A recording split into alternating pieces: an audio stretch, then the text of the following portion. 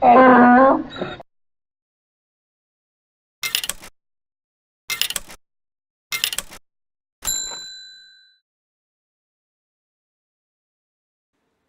welcome back to another Odd Man Out with Jenny Fedora Productions. We are here with James, and I am JackTheRippoff, special guest here. Happy to be here. And today, James and I are going to be trying to convince this man, Harrison, to play Shadow of the Colossus. Ha! I got you doing it. I did it on purpose. Oh, okay. It's Shadows of the Colossus. He's really been trying to annoy us with that, saying shadows instead of shadow. And us being diehard fans of that game. Going Shadow. Okay. Shadow. So, I've never actually played this game. Have you played the game called Ico? No. Okay, well then you suck. Well, I'm sorry. I'm just kidding. What have you been doing with your life? I know, right? I'm playing more important things. You know? My Little Pony is not more important things. Wow. Okay. But this game is a I want to say prequel A prequel to what? to Ico. So Okay. Ico. So this game it's the first for the PlayStation 2 that I've seen that's open, that massively open world. Yes, the map in this game is enormous. There's no loading screens except for, once you kill a Colossus. Once you kill a Colossus, essentially kind of what happens is that you pretty much absorb its spirit, you pass out, you wake up back in the main hub area, which is the temple that you initially went to. Okay. So, you have Colossuses. So, why is it called Shadows of the Colossus? Shadow of the Colossus. Because these creatures that you kill are absolutely enormous. I mean, the fact that the PlayStation 2 was actually able to make these NPC enemies so enormously big on such a simple console was incredible to me. You would be going, and so the first Colossus you go to kill. You get to the point where he dwells, and there's a small cutscene that happens where you go in and literally a foot that fills your entire screen. Boom! And you see him continuing walking, and he just pans up, and you're just looking up at this thing. It's like, oh my god, he's huge. Just the biggest enemy you have ever seen in any kind of video game. It's amazing. And what's cool about it is that it's all one seamless style. Basically what I mean seamless is that earlier there's no loading screens to another part of the map. It's all one gigantic map that you could just traverse the entire thing. Okay. So this game sounds like basically you're taking down giant Colossuses, and there's other games that do that. Why should I even look at playing this game? Because you're doing it to save someone, essentially. Opening cutscene, you see your character on your horse with a body of a woman on the horse with you. You go to this temple, and so basically you don't know anything of what's going on, essentially, right off the bat. You get to this temple, and you lay this woman down on this stone table. Once you do, you'll hear a voice of what we presume to be some kind of deity speaking to us. And so essentially what he's saying is, you can save this person, you can save this woman, but only if you do this. If you are able to kill these colossi, then... So there's Shadows of Colossus, because you have more than one. It's multiple. It's how many of them do you kill? I think there's 7, right? No, there's more than that. Yeah, he's right. You're like in the late teens. So there's about 18 colossi that you kill. You have to kill to save your... What we presume to be a love interest. Okay. Actually, I already know who it is, but it's because I actually still haven't figured it out. I played Ico. It's the girl. So that's her. I'm assuming that's the girl from Ico. Because remember, this is a prequel. It is to Ico. It is not a sequel. You are correct. So it's safe to assume that for those who have played both Ico and Shadow of the Colossus, that is the same person, because it is within the same world. Exactly. That is confirmed. Because the ending of that one is technically the beginning of Ico. Yes. Okay. So basically, this deity tells you that you have to kill these colossi in order for him to have the power to be able to revive, bring her back to life. Because it's assumed that she's dead at this point. Mm-hmm. So you start off, you go to kill your first Colossus. Once you do, how do you kill a Colossus? okay, so essentially, it is kind of mapped out on like where you need to go for it. Like basically, you have this special sword that when you raise it to the air, the beam of light will concentrate to show you where you need to go. Okay. Very cool feature. Is this all action sequence button pushing, James? No, it's I think more puzzles. Yeah, puzzle action. It's puzzle action, platformer action, no quick time events. Because you really get on the back of one of the Colossus and you have to do a couple of little puzzles to get to the point where you need to kill him. So basically, you climb up this Colossus. So this is a puzzle game. Puzzle action. Puzzle action. What's a puzzle action? Basically, you have to figure out the path in order to get up to where you need to go. To kill the giant. To kill the Colossus. That sounds like every platformer out there. You have to figure out the path to get where you're going. But you're doing this while a Colossus is trying to shake you off of his body. Okay. So you get up to there, you're climbing the Colossus. He's trying to shake you off of him. And basically this whole time, you have like an endurance meter. You can only hold on for a certain amount of time before you lose your grip. Mm-hmm. You're climbing up this Colossus to get to a certain mark on its body. I'm hearing Gods of War here, basically, or God of War, basically. It sounds very similar. Not necessarily, because God of War is more quick time events, really, than it is actually. It's more skill based in Shadow of the Colossus, because you need to know, when you need to hold on, when you need to get moving, or when you need to get to a point where you're able to regain some of your stamina before continuing on. Because there will be points where the Colossus will tire out, stop shaking. It'll give you time to regain your stamina and continue up. Every Colossus has a special mark on its body, and that's the weak point. Okay. The blade that you have is used specifically to It's like kill. a gigantic sign that's somewhere on his back. So you fight back and forth to get to that sign and smack it to kill You him. don't smack it, you stab it You stab with it, your sword. The sword that you use is specifically made to kill Colossi. So once you get to the mark, you depending on how many times you can charge up, the strength behind the blow, and it will take out more life with the stronger blow.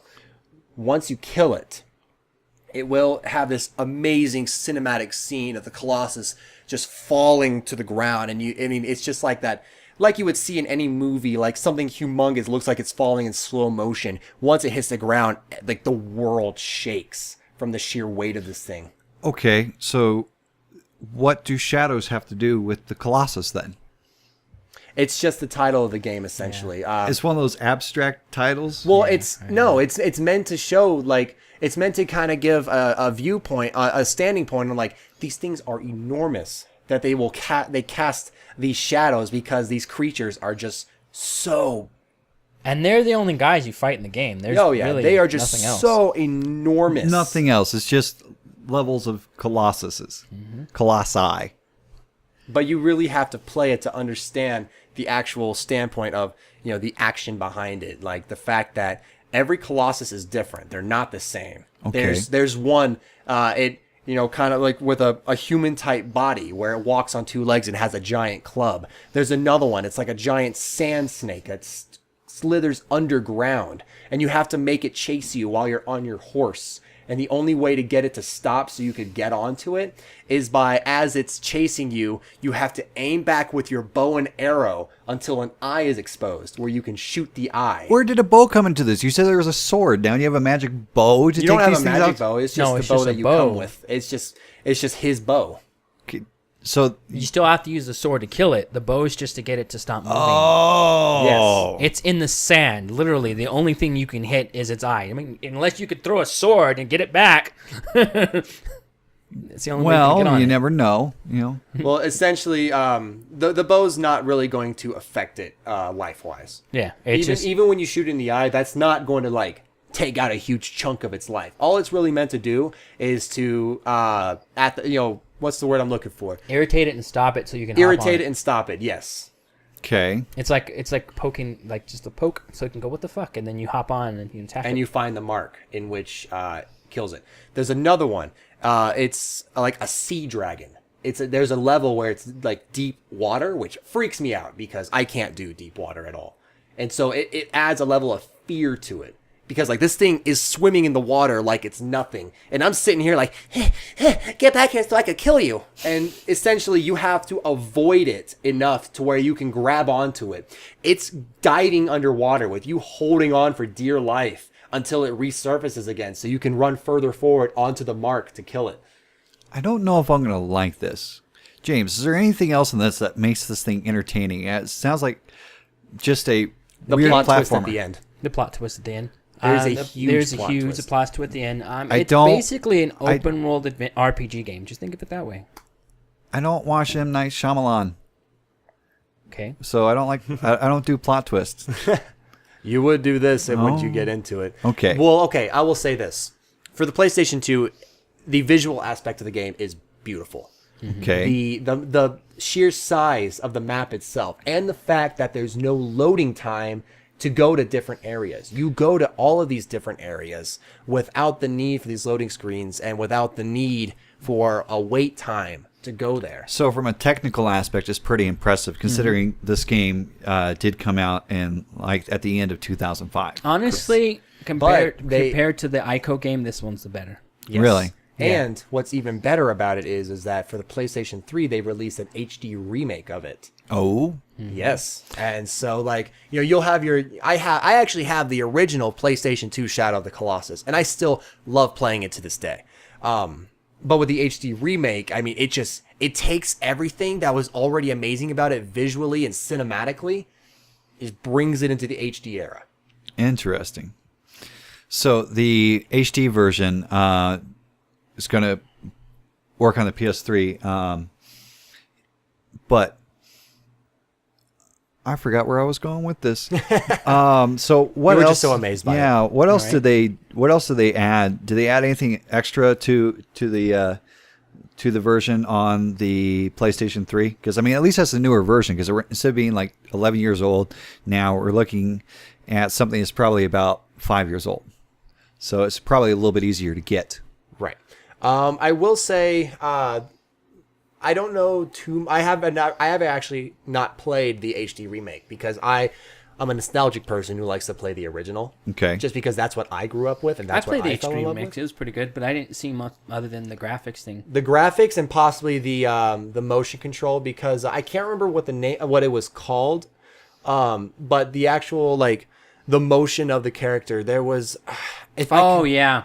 Yeah, the motion of the character was different. I can't remember the exact name for it. I would have to honestly look it up and tell you about it later on, probably off screen. Okay. But it's like the motion control of the actual character was a lot different than what you would essentially see. I would have to look it up and kind of remember the name for it to tell you later. So here's the weird thing. I mean, it's like everyone's fawning over this game. You know, this game is held up as a darling. Okay. And there's a lot of this sounds like a game that's been put on a very high perch, you know, by everybody out there, and it's sometimes considered like one of the best games ever made because of the artwork, you know, because I guess the technical aspects there being seamless, and I guess there's some emotional perspectives in this game. I'm not You become emotionally invested with your character who goes by the name Wander. Okay. The attachment goes because, you know, it's obvious that, you know, this guy, he wants to save this woman. This girl. And he's willing to go through this, essentially a hell of killing these colossi, these creatures of near impossible stature. You know, that you want to see him succeed. You want to see him and you know, help him to win. And also because his companion, which is what's his name? Agro, the horse. Oh yeah, He has a horse companion named Agro, and he's the one that, you know, he basically helps you get from point A to point B a lot faster because it's such a huge expanse of land. Okay. There's no fast travel. No, there is no. no fast travel. God. And that can be kind of a letdown for some people, but it does really well with it. It doesn't make it to where you're like running for 10 minutes straight before you even see anything. Like, you can get to the areas on aggro relatively quickly. I would say probably around 40, a minute to a minute and a half to get to your area. which in that time, you have, visual aspects of things that you can look at, or like surrounding environment around you to kind of, appeal. And also what leads to the puzzle area is that once you get close to where a Colossus is residing, you can no longer use your sword, because sometimes you'll be in a covered area where sunlight can't reach you, and it can't reflect off your sword. So you kind of have to figure it out for yourself. It's like, okay, it was showing me this way, so I need to find a way to get over here to get to the Colossus. So the shadows of these Colossus are bad. Essentially, yes. Are bad because the sword doesn't work. Yes. Okay. It prevents you from being able to find the weak point or find where the Colossus is, which is why I believe in the actual lore of it, people have said, like, without this weapon, you will not find the Colossi. Interesting. So what do you think? I don't know. I don't usually go for the artsy-fartsy games that everybody seems to like and be enamored with. Okay. It did not appeal to me at the time from watching it. I don't think I'm going to pick this one up and try it. I'm going to make the internet cry. Okay. Well, that's a shame. That is a shame. It's such an amazing game, and if you ever change your mind, I have the PS2 copy of it. Okay. And then I think we have the PS3 copy, the remake. Well, I might be old and stubborn, so okay. Not play, 18 holes of shadow golf. 18 holes of shadow golf. Okay. Yeah. I will say this for the people also watching, what we say about the game can't measure up to the actual gameplay and the enjoyment that you can get from playing the game. You can only say so many words without being able to fully emulate, because you have to play what you want to say about it. There's sometimes it's one of those situations where words can't always do it justice. You just have to play it to try it for yourself. Yeah. Maybe we'll try to get you to actually play it so you can convince me to. So maybe it'll be a let's watch. So hey, I mean, always down for it. So yep. All right. So it's been another episode of Odd Man Out. Thank you. And if you guys are ever interested in checking out the game for yourself, that this is what we're here for. We talk about these so that not only interest the people who haven't played it here on the podcast, but also for you people watching. So as always, if you enjoy what these guys do, don't forget to like, comment, and subscribe for more. Again, I am JackTheRippoff, special guest, and thank you guys so much for having me here. Not a problem. And we will see you next time. See ya. Later.